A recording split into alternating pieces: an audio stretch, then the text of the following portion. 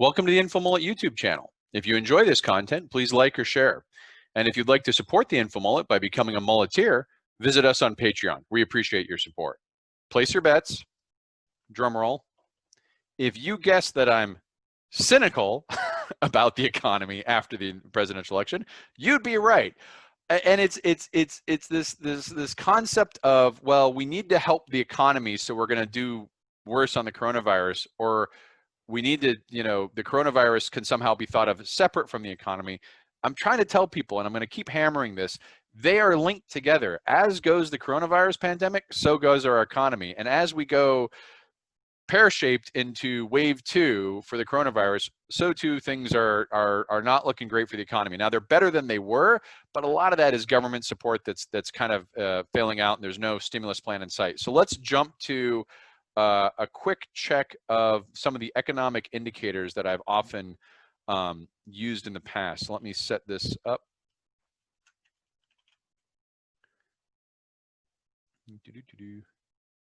First thing that everyone wants to know about when it comes to the economy is unemployment. And here we go. Hopefully this is showing. So this is all these charts come from Calculated Risk blog, and these are economic charts. If you want to track the recession that we're in and the depression we're likely to be in, Calculated Risk blog is the place to do it. It's where I get all my economic charts from. I'm not a paid endorser. I don't rank that yet. But what this chart shows is initial unemployment claims. And it goes back to 1971. And they've done a neat thing here is they basically track it over. They've also shaded these blue columns to indicate recessions. And he's done us the courtesy of marking us in a recession now. Very thoughtful there of Nate. Steve, what's his name? Nate's 538. It's I think it's Steve for Calculated Risk. But anyways, very thoughtful to shade us in a recession. And you can see here this massive spike. This was the initial unemployment claims from the first lockdowns and the withdrawal of the market from normal functioning that happened in March and April.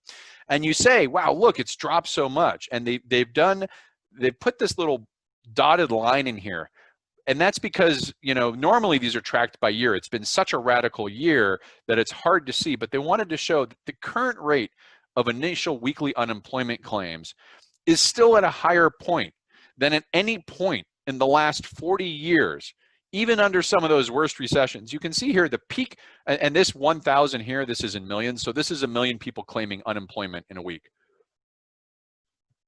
And this is a 4-week moving average. So you can see during the Great Recession, we didn't quite get to 1 million people claiming unemployment. We're just slightly below that now. So even as much as it's come down in the last 6 months, we are still having more people claim unemployment and this trend than at any point over the last 40 years, including all the recessions. And then the second part of this is initial, is what is the continued unemployment claims? Continued means that they're claiming it week after week. And this is perhaps a more realistic measure of economic pain, because if I declare unemployed for a week and then I'm back on a job somewhere else, that's some churn. But what this is showing is that it's, again, same kind of chart, goes back to 1967, has a rolling average, and it shows the peaks and the recessions, and it shows that, again, we spiked up for continued unemployment claims. It's coming back down. It is coming down, but it still remains higher than at any previous point over the last 4 decades. And that's probably the really big thing, not the initial claims, but the continued. The continued unemployment claims remain very, very high. And there's a couple economic indicators I like to go over because people have asked about this. One of the things that's very different about this recession is it's really hitting state governments very hard, state and local governments. Traditionally, state, local, and federal governments have been recession-proof. I did a couple sections early on in the pandemic to say that states and local governments are very exposed to this pandemic. They're going to lose tax revenue. They're already overstretched. They have to pay out these massive unemployment claims. They don't have enough money. And I think this chart shows that impact. It shows a percent decline from the baseline over time. And so 0% is if our employment had stayed flat from February, that's what this top line is here across. If naturally you want to see a line that goes above it, that's positive employment. And the light blue is total non-farm payroll. And the dark blue is local government. This is very unusual. It's not often you see a local government decline like this and stay low. Normally in recessions, governments are fairly recession proof, but this says there's been a lot of job cuts, not just in the private economy, but the public sector economy as well. And that's contributing to, I think, part of this wrangling in the Congress about the stimulus. You hear about states getting aid and you know, state aid, and they're like, well, why do states need it? I'm like, well, they're shedding jobs and they're being impacted by the pandemic. And we can see why, because the economic activity that underlines a lot of state revenue is also declining. Another question people had a big concern over was real estate and mortgage. You know, what is the percentage of people in forbearance over time? This is a sample of the major holders of mortgages. You got Ginnie Mae, Fannie, Freddie Mae, some other groups in the total. And it shows, this is from March 8th through October 11th, and the percentage of people that are in forbearance. Forbearance means we know you're delinquent, but it's okay. And it's a good leading indicator to say how big a problem is foreclosure is going to be. Well, it obviously spiked up quite a bit, but has dropped down gradually over time. So this is not a great news story, because this means people are in pain, they're not able to pay their mortgages, but it's not as bad of an issue as it seems that people feared, the real estate issue. Now, there's been a lot of support structure underneath this to get us to this point. So whether that support structure continues or not is going to determine whether this continues to decline downwards from an economic standpoint, or goes up. And a big part of the U.S. economy is real estate. So if the mortgage, you know, the real estate market has a big problem in it, that creates a huge barrier to getting people back at work and things like that. It has a huge ripple effect. So this is an important number to watch. It looks pretty good, but it's not great. And as those unemployment claims stay high, obviously that's going to keep people in a forbearance issue. This is a general perspective on the economy. And what they did, it's kind of interesting, is they took Apple data of people asking for directions. So it's a proxy of people, and there's a few cities here. It's, you know, across the US, New York City, Los Angeles, Chicago, and Houston. And what they're doing is they're using people going out asking for directions on their phone, they're mapping it. It's a proxy for movement outside the house. And this is a really good indicator of, you know, whether there's a legal lockdown or not, how much are people moving around relative to where they were in January. So the baseline here is January of 2020. That's where 100 is. 100 means 100% of the movement. And you see that there was some gradual increase of movement up until that lockdown phase happens, that disastrous week of March 14th, 15th that I've described, where just everything went sideways. And you can see the drop now. It has had some increases, but it seems to have flattened out at probably between 50 and 60% of normal.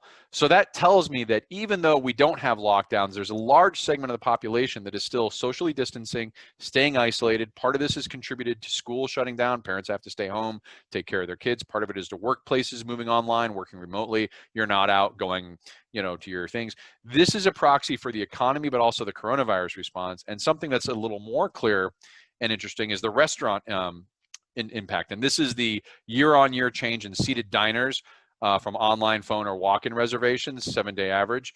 You've got Texas, New York, Pennsylvania, Florida, California, the overall United States, and Illinois. And what you can see here, it's the same kind of chart. 0% is the baseline, no change. The floor drops out. 100% reduction in reservations, which means they're not open for business. And then you see these spikes. And I may do this for dialectic because it gets into a little thing. These spikes overlay that oscillating wave cycle I described. These spikes are actually predictors of when that next big spike occurs. And I'm not saying it's people going to restaurant are causing the spikes. I'm saying what's happening is there's an underlying dual causation that is driving both the spike in cases and the spike in restaurant. And what it is it's this fatigue of like, oh, it's no longer in our area. We just spent the last couple months being in a lockdown. We're going to go out. We're going to relax. We're going to take it easy. And then you see it gets hammered and people react by pulling back down. Then it goes on for a while, and then there's another spike. These spikes almost perfectly correlate with the wave 1, obviously, was the first drop. Wave 1.5 setting up there in mid-June, end of May to mid-June. And the wave that we're currently experiencing right now, this precedes it by a couple of weeks. So you can use these economic measures. This is why I say these things are integral and tied together. It's almost a phase disequilibrium, which is a fancy way of saying you have wave cycles that are offset by time delays. And it looks like, there's a wave cycle of when do people start going out of their houses and relaxing their guard?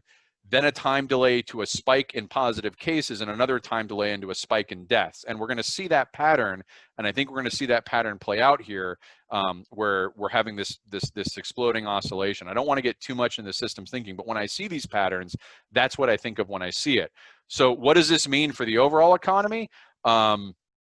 Oh, by the way, I had a bet, sidebar. I had a bet with John, gentleman John from On a Roll podcast, John Hughes. I bet him that there would be one or less cinema release of a Marvel movie in 2022.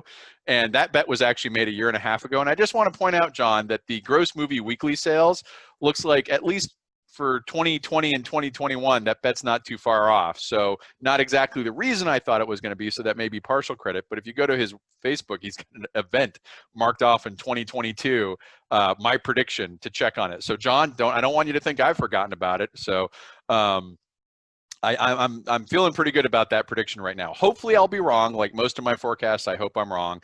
But that's just a little interesting thing. Movie sales, clearly there's been a little uptick, but no one's going to the movies right now. Everyone's staying at home and watching at home. So the economy, again, if you guessed cynical, it's cynical is I'm cynical on the economy. Jerry's pointing out rent in Maine is way up. And someone else here, landlords in college towns absolutely getting crushed. I debated going into schools and colleges. I made that forecast that any college or university that opened and school would probably regret it and would probably have to go into a partial lockdown before the first semester for which the open is. It looks like a lot of them have had to do that. There's databases out there. I may do that after the election, but I wanted to focus here on what was, really important for the election. I think what Jerry's talking about is in Maine, a lot of places you're seeing a flight from the city with people who can. Obviously, this is a matter of means, but they're leaving the city because they're realizing, I'm working from home. I don't need to be in a really expensive rent district to do that. I can work from home in a rural area or a far exurb that's outside the main area at a much cheaper cost of living. Now, sometimes they're double dipping. Like I said, this is often a case of means. They still have the place in the city, but they're renting a place out in the countryside, which is not at all dissimilar from the behavior of the Black Death, when nobles who could got out of town and got distant. I think we're seeing some of that, but some of it I think is legitimately some companies, when we talk about the economy and the coronavirus, some companies have given guidance to their workers that said, we're not coming back in person until 2022, 2023.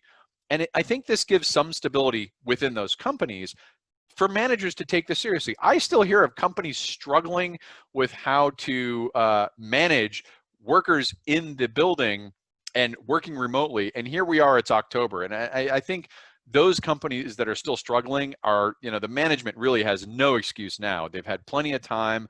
It's different for colleges and universities, different circumstances, but for a for-profit company, get your act together, make it happen.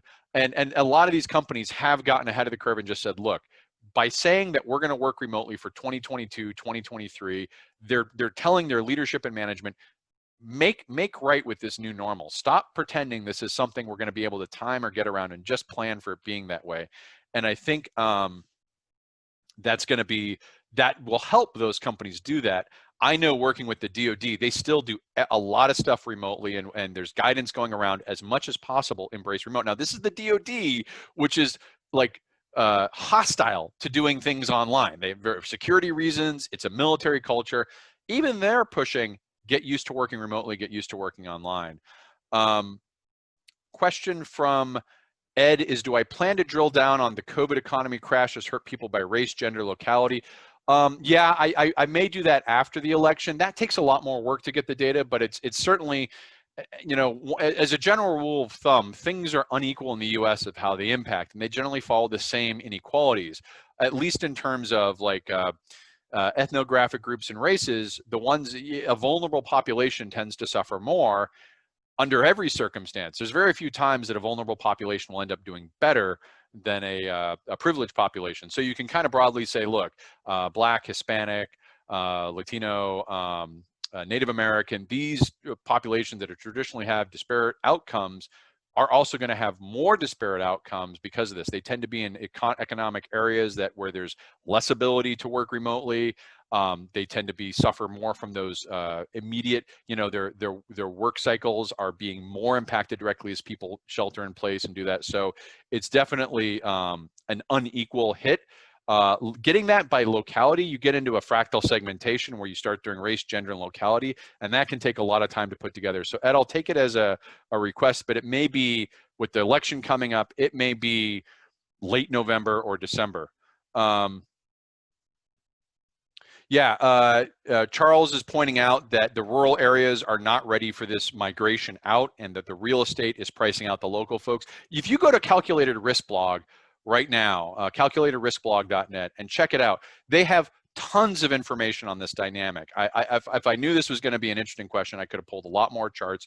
They are looking at this question of real estate. They're looking at housing starts, real estate pricing. They have a lot of expert opinions, and they visualize all this data very well. So go check them out, and I think you'll be able to dig a little deeper in this topic than we're able to.